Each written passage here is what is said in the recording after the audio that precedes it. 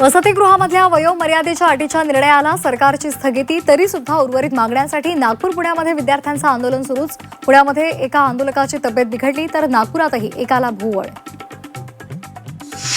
अन्न आणि औषध प्रशासनानं घेतलेल्या औषध निरीक्षक गट ब पदाची भरती प्रक्रिया रद्द, गैरप्रकार झाल्याचा आरोप आणि पुरावे समोर आल्यानंतर प्रक्रिया रद्द करण्याचा महाराष्ट्र लोकसेवा आयोगाचा निर्णय।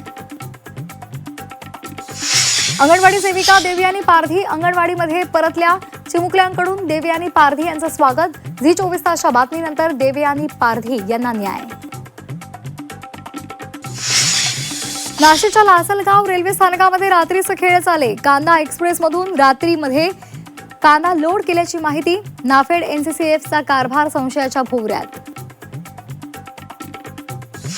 दिवाळीमध्ये कांदा रडवणार, सप्टेंबरमध्ये कांद्याची आवक कमी होणार असल्यामुळे सध्याचा कांदा साठा ऑक्टोबरपर्यंत पुरवावा लागणार।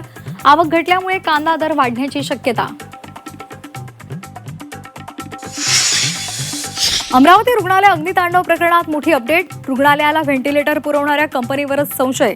राज्यातील विविध 10,000 रुग्णालयांमध्ये शिलर कंपनीचेच व्हेंटिलेटर। उच्चस्तरीय समिती चौकशी तपास करणार।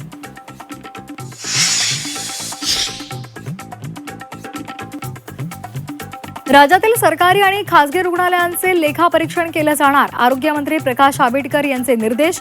अमरावती दुर्घटनेनंतर सरकारला जाग। लाडकी बहीण योजनेमध्ये पुन्हा एकदा पडताळणी होण्याची शक्यता। 91 लाख लाभार्थी अपात्रतेनंतर आता पुन्हा आणखी काही लाडक्या बहिणी अपात्र ठरणार का, सवाल उपस्थित।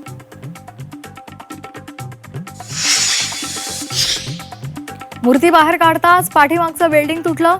मूर्ती वेल्डिंगसाठी पुन्हा कारखान्यामध्ये आणली होती। मूर्तिकार अनिकेत देसाई यांचा पोलिसांमध्ये जबाब।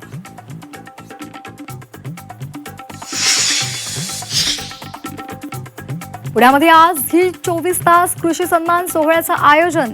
कृषी क्षेत्रामध्ये उल्लेखनीय कामगिरी करणाऱ्यांचा सन्मान केला जाणार।